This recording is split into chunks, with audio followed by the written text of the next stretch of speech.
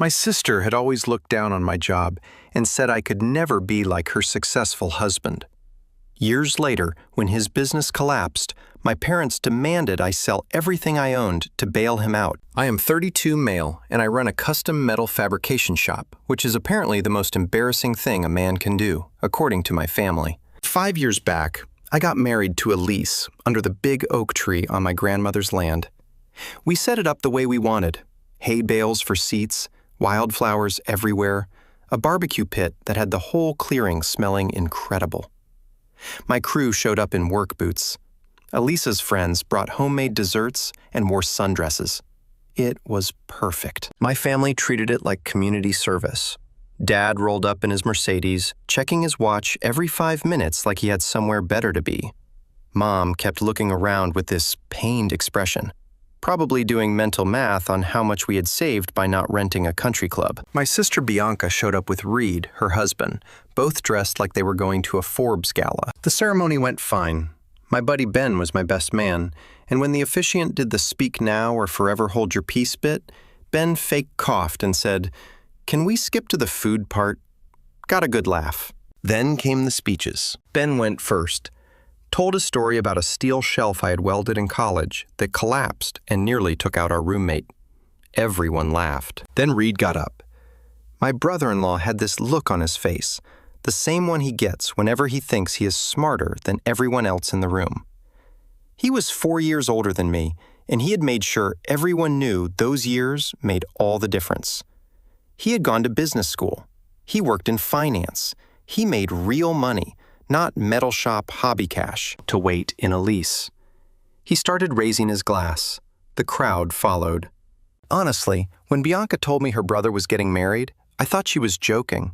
I figured his one true relationship was with his welding torch. Some of his finance buddies laughed.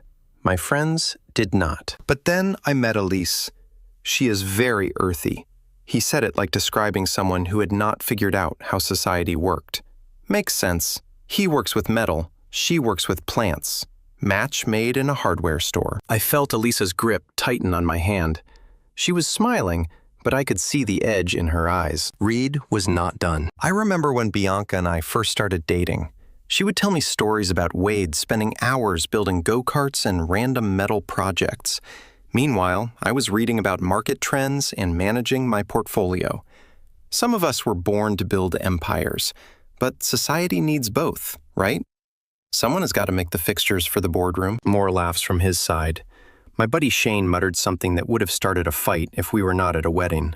Then Bianca stood up beside him. "I just want to add," she said, her voice dripping with that fake nice tone, "that I am so proud of my little brother for finding someone who appreciates his unique lifestyle. Elise, you are so brave for embracing this whole rustic living thing. I could never give up my weekly spa appointments and shopping trips, but I admire your commitment to simplicity." When Dad gave his speech, he might as well have been reading off a grocery list. He stood there in his 1,000 suit, looking around at the setup like it physically hurt him, and delivered what amounted to a speech about how disappointed he was in my choices. WDE has always walked a different path, he said. We wish him and Elise the best. That night, after everyone cleared out and it was just Elise and me cleaning up, she found me standing by the oak tree. "They are not worth it," she said quietly. "I know what we are building here. It is real. It matters. They are just too busy keeping score to see it." She was right. But standing there on what should have been the best night of my life, all I could think about was how my own family saw me as the guy who could not cut it. The failure who married down and settled for simple. I did not know it then, but that speech was going to look real stupid later. They thought they knew who I was. They had no idea. 3 years after the wedding, life had settled into a routine. I was running the shop full-time, doing custom metal fabrication that put decent money in the bank, enough that we were not worried about bills. I had landed contracts with a few commercial builders who wanted custom railings and architectural metalwork.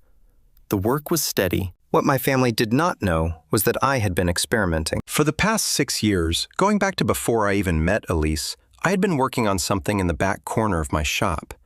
I had been trying to figure out a way to treat steel and aluminum at the molecular level to make it stronger, more corrosion-resistant, lighter weight, all without wrecking the environment. It started because I was tired of seeing outdoor metalwork rust out after a few years. I started reading materials, science journals, reaching out to metallurgy professors online, running tests in my spare time. Ely, who had a background in environmental chemistry, helped me understand the technical side. She would come home from her job at the conservation center and find me covered in metal shavings and chemical compounds trying to crack the code. After 4 years of failed experiments and ruined test pieces, I finally got it right. The formula worked. Metal treated with my process became way stronger and basically rust-proof while staying environmentally safe. I tested it every way I could think of, left pieces outside through 2 winters, subjected them to salt spray tests, stress tested them to failure. The metal held up better than anything I had seen. So 2.5 years ago, I did something I did not tell anyone about except Elise. I filed for patents, 4 of them, covering different aspects of the process and key applications. Then I set up an LLC, moved some assets around for legal protection, and started shopping the technology to manufacturers. I called the company Titan Coding Systems, kept it quiet. I was not trying to hide it. I just did not want to hear my family's take while I was building something real. The first year, nothing happened. The second year, I got interest from a regional coatings manufacturer. By year 3, which was about 6 months before everything went down, I had licensing agreements with 2 solid companies, and the business was valued at around $3.8 million. From the guy who welded railings. The money from Titan Coating was tied up in business accounts being managed by people who understood corporate finance. Elise and I still drove our old trucks, still lived in the same house. Nothing changed on the outside. My family, meanwhile, was living their best social media life. Reed had quit his corporate job to start his own investment firm. He was all in on real estate development and getting in early on the next big thing, making aggressive plays while everyone else was being conservative. Dad talked about him like he had personally invented capitalism. Bianca had turned herself into a full-time influencer, posting constantly about luxury. Everything Reed was her star content, the brilliant young investor shaking things up. She had quit her job as an event planner the moment Reed's firm took off, deciding her new career was documenting their perfect life online. They had bought this massive house in an expensive neighborhood. Bianca posted about it constantly. The custom closet for her designer bags, the wine cellar Reed had installed, the home gym. We got invited to their housewarming party. I almost declined, but Elise convinced me to go. I spent a week fabricating them a coffee table, custom steel frame with a tempered glass top, all TIG-welded joints that looked like art, powder-coated in matte black. I was proud of the piece. Bianca took one look at it and her smile went plastic. "Oh, thank you so much." She set it down in the corner and immediately forgot about it. The whole night was just them showing off. Bianca dragged Elise around like a charity case, introducing her to her influencer friends with this pitying tone. "This is my sister-in-law, Elise. She works in conservation, very noble living, on practically nothing to save the trees." The women would look Elise up and down, taking in her simple dress and practical shoes, then turn back to Bianca to talk about the new Chanel collection. Reed kept me cornered with his finance buddies most of the night. At one point, he patted my shoulder. "Good for you, man. Honest work. The world needs guys like you. Someone has got to make the stuff we put in our offices." The real moment came when we were all in the living room. Reed was going on about some massive deal he had closed, talking about vision and knowing which investments were the future and which were dying. Bianca was hanging on his arm, practically glowing. "My husband is just so brilliant with money. I honestly do not know how he does it. I just trust him completely and let him handle everything." She looked at Elise when she said it. Then Reed looked at me. "Speaking of old school, how is the metal shop, Wade? Still making mailboxes for the neighbors?" Bianca giggled. "Oh, be nice to my little brother. He is doing his best." The room went quiet. Everyone stared. I had nothing for about 5 seconds. Just that familiar feeling of being the family joke. Then Elise's voice cut through. Better than gambling away other people's retirement funds. Dead silence. Reed's face went from smug to furious instantly. Bianca gasped, her hand flying to her chest like she had been physically struck. Mom shot Elise a look that could have killed. We left shortly after. On the drive home, my cousin Andrea called. She was the only sane one in the family, made her living as a teacher, and stayed out of the family drama. That was intense, she said. But between us, be careful. I have been hearing rumors. Reed is making some risky moves. Some of his deals are not looking so good. Her warning was vague, but it stuck with me. Driving away from that sterile mansion, I had this feeling that Reed was not building an empire. He was building a bomb, and it was about to go off. Another year passed. The gap between my family and me got wider. We stopped getting party invites, which was a relief. Holiday calls got shorter and more forced. Mom would text asking why we never visited, conveniently forgetting how the last visit went. At the shop, things were picking up speed. Titan Coding Systems had gone from a side project to something getting serious attention. I had brought on a part-time business manager, a guy named Nolan, who understood licensing agreements and patent law. We were in talks with another industrial manufacturer about using my coding process for their production lines. The valuation had climbed to $8.22 million.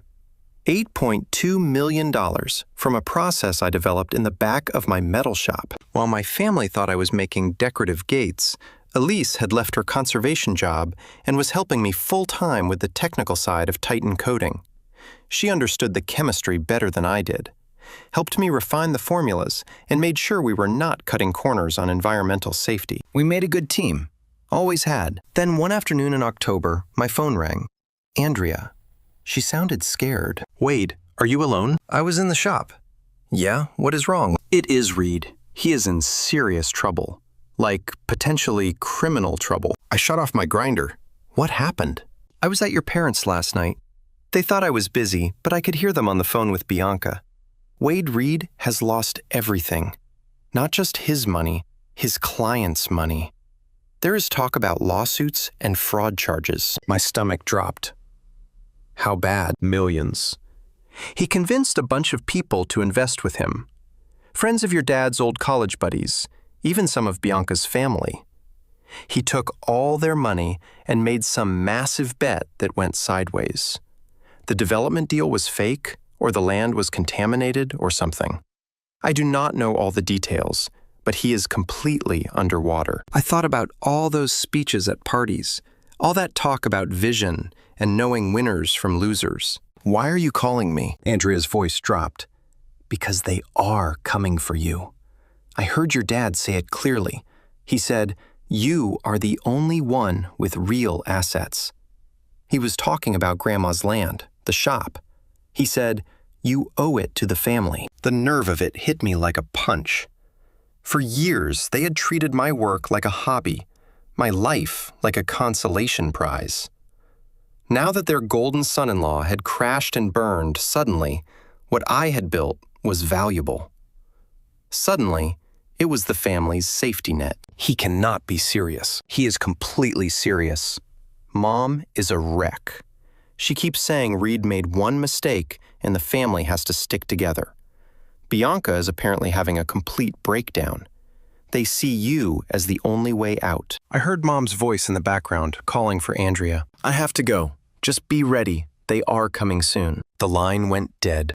So they are going to show up here, I said, probably with lawyers, and demand I sell everything to fix Reed's mess. Elise was quiet for the moment. Then she said something that caught me off guard. I think, about what? About Titan coding. About the patent portfolio, about why Reed's situation is more complicated than you know. I have been helping Nolan track the industry, keeping tabs on who is moving in the coatings and materials space, who is making plays, who is betting against emerging technologies. She pulled out her phone and opened a file. Reed is ahead. That is what he told everyone.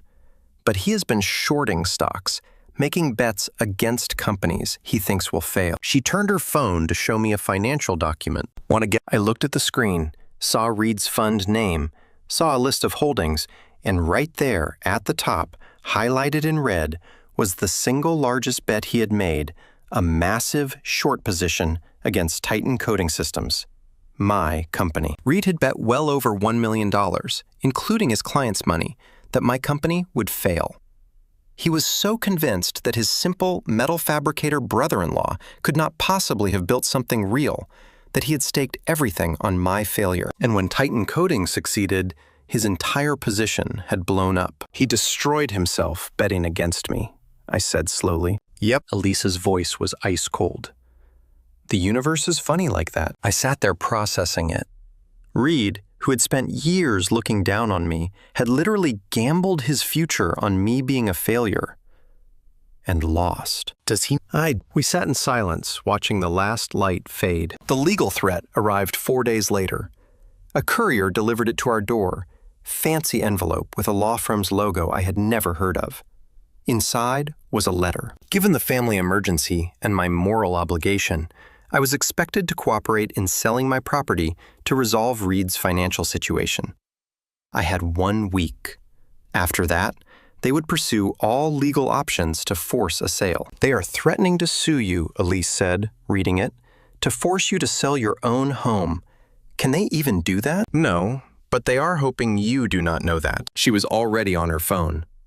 I am calling our lawyer. We had retained a guy named Adrian 6 months back when Titan Coding started getting serious. He specialized in business law and intellectual property, but he knew his way around property disputes too. We met him at his office the next morning. We laid out everything: the family history, the threatening letter, and the kicker about Titan Coding Systems. When we got to the part about Reed shorting my company, Adrian laughed. "Let me make sure I understand," he said. "They believe you are a struggling fabricator with some family land, but in reality, you own an $8 million coatings technology company that your brother-in-law bet against. And when your company succeeded, he lost everything. And now they want you to sell the land that is actually a corporate asset to bail out the guy who tried to profit from your failure." Yep. Adrian leaned back, shaking his head with a grin. "This is incredible.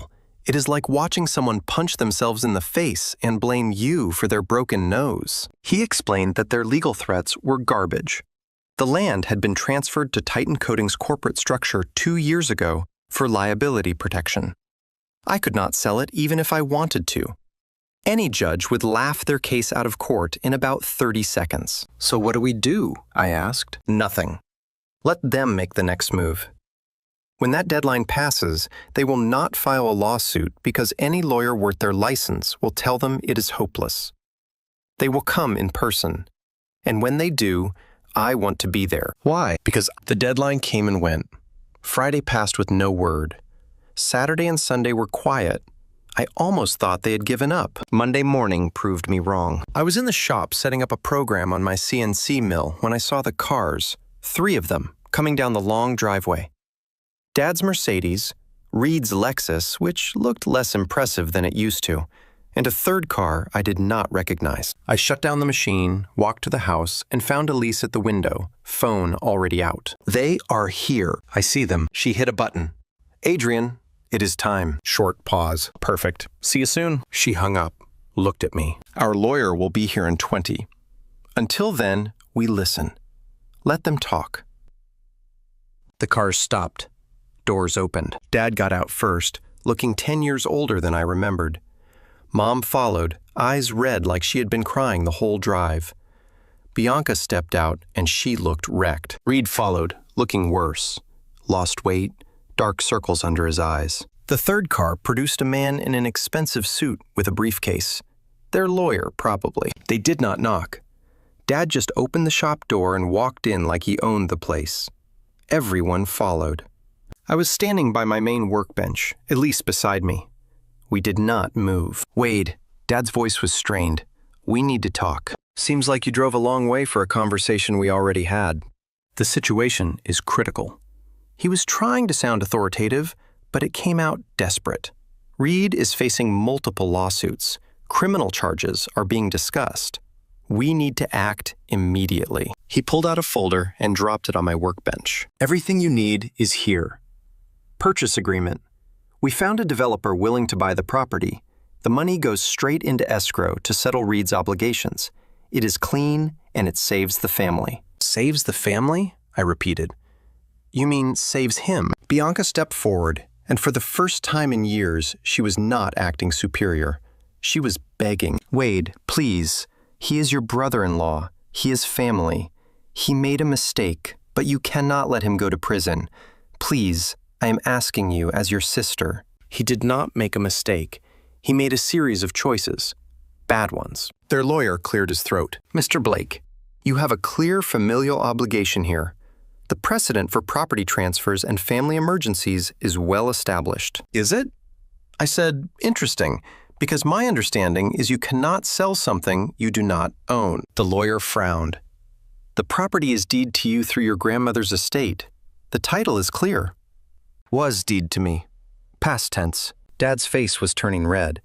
"What are you talking about? Stop playing games. We have already sold our house." It was not enough. This land is the only option. "After everything we have done for you," Mom added, voice breaking. "After we raised you, you owe us this." I looked at Elise. She gave me a small nod. "Time." Elise stepped forward. "I think there has been a significant misunderstanding," she said, her voice calm and cutting. "You have made several incorrect assumptions." Dad turned to her, confused. "What are you talking about?" "You looked at us and saw exactly what you wanted to see. A simple fabricator and his wife, poor, easy to push around." She walked slowly to the workbench, putting her hand on the folder they had brought. "You were wrong about all of it." Their lawyer shifted. "Mrs. Blake, I do not think it is." "Stone, I kept my name," she said, looking at him directly. "And as a lawyer, I am sure you understand property law. You cannot sell what you do not own." "The deed is in WDE's name," the lawyer insisted. "Was in WDE's name," Elise corrected. 2 years ago, this property was transferred to Titan Coating Systems LLC as a corporate asset. Wade is the founder and majority owner of that company, which means legally this land belongs to his corporation, and he is definitely not selling." Dead silence. Dad's mouth opened. Mom looked confused. Their lawyer's face went from confident to worried, but Reed had gone completely white. He was staring at me now, really looking at me for the first time in years, and I could see the wheels turning in his head. "Titan Coating Systems," he said quietly. His voice sounded hollow. "That is right," I said. "Heard of it?" "That is not. You are a metal fabricator." "I'm a fabricator," I agreed. "I am also the founder of a coatings technology company that is currently valued at over $8 million. But you knew that already, did you not, Reed?" Bianca was looking between us, mascara streaked. "What is he talking about? Reed, what is going on? What is he talking about?" Dad demanded, looking at Reed. I walked over to my workbench, opened a drawer, and pulled out a file. I had it ready for days, knowing this moment would come. Inside were financial documents, patent filings, and one particularly interesting quarterly report. About 6 years ago, I started working on a chemical coating process for metal. Took me 4 years to crack it. Filed patents, started a company, operated quiet, built something real, while you all assumed I was making garden gates. I pulled out one specific document and held it up. "This is a financial filing from your hedge fund, Reed. Public record. Shows all your major positions. Want to guess what your biggest bet was?" He did not answer. Could not answer. "You shorted Titan Coating Systems. Put well over $1 million into it. Your client's money. You were so convinced it was an overhyped materials tech scam that you bet everything on it failing." I set the paper down. "When it did not fail, when it succeeded, your entire position blew up. You lost everything because you bet against me." Dead silence. Bianca's legs gave out. She collapsed onto the floor, sobbing. No, you could not have known it was his company." "Of course he did not know," Elise said. "We registered the company under my maiden name for privacy. To him, Titan Coating was just another startup to short." Dad finally found his voice. "This is impossible. You are lying. You do not have that kind of money." "You live in this simple country house," I finished. "Yeah, because unlike you, I do not need to advertise my success. I do not need a mansion to prove I am worth something. I built a company that creates value instead of just moving money around. Reed was shaking. Bianca was wailing now, full hysterics. This cannot be happening. You were supposed to be the one who needed us. Just then, another car pulled up outside. Adrian, our lawyer, right on time. He walked in, took one look at the scene, and grinned.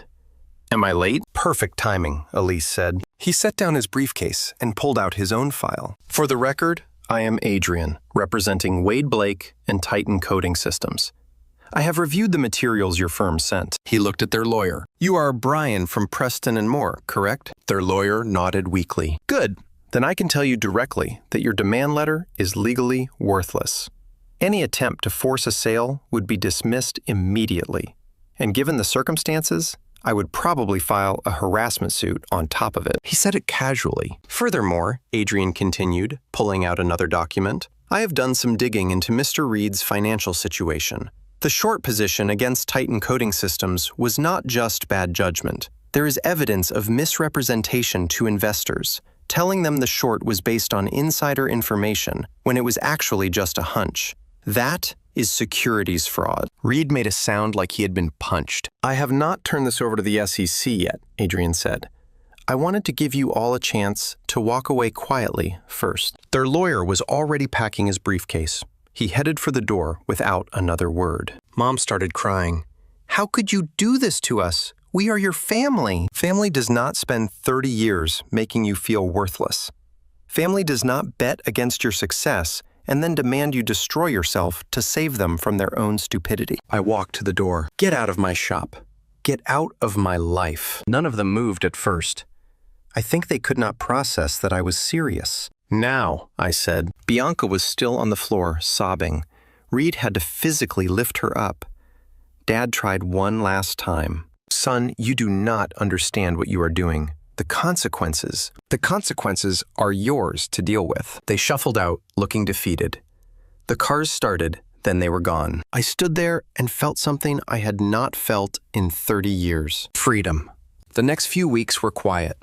No angry calls, no desperate texts, just silence. Adrian kept me updated on the legal situation. Reed was drowning in lawsuits. 3 of his major investors had filed civil suits.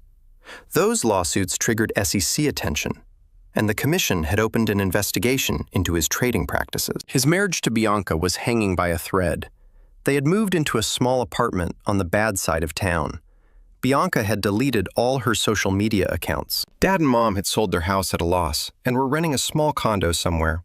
Dad had gone back to his old firm in a consulting position, basically a pity job from his former partner. Mom apparently spent most of her days crying and asking why I was doing this to them. In their minds, I was the villain, the ungrateful son who had abandoned his family when they needed him. Meanwhile, Titan Coding was taking off. We had signed another licensing deal. A regional aerospace parts manufacturer wanted to test our process for their components. Another company was applying it to automotive parts. I hired 2 full-time employees to help manage things. Built a proper office space in the barn. Started having business meetings with people who took me seriously. The custom fabrication work slowed down. I kept a few regular clients, projects I wanted to do, but mostly I was focused on Titan Coding. Elise was thriving. She had always been good at the chemistry side, and now she was running R&D full-time. We were developing new applications, filing more patents, building something that could outlast both of us. We were happy. Not having my family's constant judgment made it even better. Then, one Saturday afternoon, about 6 weeks after the confrontation, I saw a familiar car coming down the driveway. Andrea's sedan. I walked out to meet her. She got out looking nervous, holding a casserole dish. Brought you some lasagna, she said. We eat pretty well, I said, but I was smiling. Come on in. We sat on the porch. We made small talk for a while before she got to the real reason she had come. Bianca and Reed's marriage is basically over, she said. They are staying together for now because they cannot afford lawyers. But she resents him completely, blames him for everything. I heard your parents are barely holding it together. Dad works all the time. Mom just sits at home. They do not talk about you. But I know they think about you constantly. And Reed? Andrea was quiet for a moment. He is broken, Wade. I mean, really broken. He knows he destroyed himself because he was too arrogant to see what you built. Good, I said, and I meant it. They want to apologize, Andrea said quietly. Eventually, when enough time has passed, they think maybe if they give you space, you will come around. I will not. I know. I told them that. They do not believe me. She stood up. I am not asking you to forgive them. I am not even asking you to talk to them. I just wanted you to know that they are suffering, whether that matters to you or not. It does not, I said honestly. I spent 30 years being treated like I was not worth their time. They spent 5 years making Elise feel like she was not good enough. They came here trying to take everything I had built. I am not going to lose sleep over their consequences. Andrea nodded. Fair enough. She headed for her car, then turned back. For what it is worth, I am proud of you. What you built with Titan Coding, standing up to them, it took guts. Thanks, Andrea. And I would like to keep seeing you, if that is okay. I know I am part of the family that screwed you over, but you are the only one who did not. I interrupted. You are welcome here anytime. She smiled, relieved, and drove off. That night, Elise and I sat on the porch swing. Andrea stopped by, I said. I saw. How is the family disaster going? About how you would expect. Reed is destroyed. Bianca is a wreck. Parents are barely functioning. They all think I am going to forgive them eventually. Are you? I thought about it. No, I am not angry anymore. I am just done. Then my phone buzzed. Email notification. I glanced at it, and my jaw dropped. What? Elise asked. Titan Coding just got an acquisition offer. From who? Major Industrial Coatings Corporation. They want to buy us out. I read the number twice to make sure I was not hallucinating. $22 million. Elise went very still. $22 million? Are you serious? That is insane. What do you want to do? I looked around at the property, the shop where I had welded my first project, the house where we had built our life, the land my grandmother had trusted me with. I want to think about it, I said, but I am not making any decisions based on what they would think. Their opinion does not matter anymore. We sat there for a long time. Somewhere out there, they were probably telling each other that I would come around eventually, that family was family and blood was blood. They were wrong. 3 months later, I was sitting in a conference room in the city, surrounded by lawyers and business types, signing the final papers. We decided to take the acquisition deal, $22 million, with the condition that I would stay on for 3 years as head of R&D to keep developing new applications. The money hit my account the next day. I stared at the number on my phone for a solid 5 minutes. Life-changing money. Never worry again money. More than my father had made in his entire career. I had made it in a metal shop he had called a hobby. The first thing I did was pay off the property completely. No mortgages, no liens, nothing. The land my grandmother left me was mine, free and clear, forever. Then I set up a trust to maintain it. Nobody could touch it now. Not family, not creditors, not anyone. The second thing was a donation to the conservation center where Elise used to work. They were doing real work, helping the environment instead of just talking about it. After that, I put most of it into investments that would generate income without requiring me to think about it. I kept the shop, kept taking projects I wanted to do, kept living the same life, just without the pressure. The messages started coming in. Distant relatives I had not heard from in years. Old acquaintances from high school. Everyone suddenly wanted to reconnect. Everyone had always believed in me. Everyone was so proud. I ignored most of them. The ones who mattered already knew where to find me. My parents did not reach out, at least not directly. But Andrea told me they had heard the news. Mom had cried for hours. Bianca had locked herself in the bathroom for an entire afternoon. I was in the shop one afternoon, working on a custom staircase railing, when I heard a car outside. Expensive engine. I looked up and saw my father's Mercedes. He had come alone. I considered not answering, but I walked out. Dad was standing by his car, looking wrecked. The past few months had aged him. Wade, he said. Silence stretched out between us. He looked around at the property, at the shop, at everything he had spent years dismissing. I made a mistake, he said finally.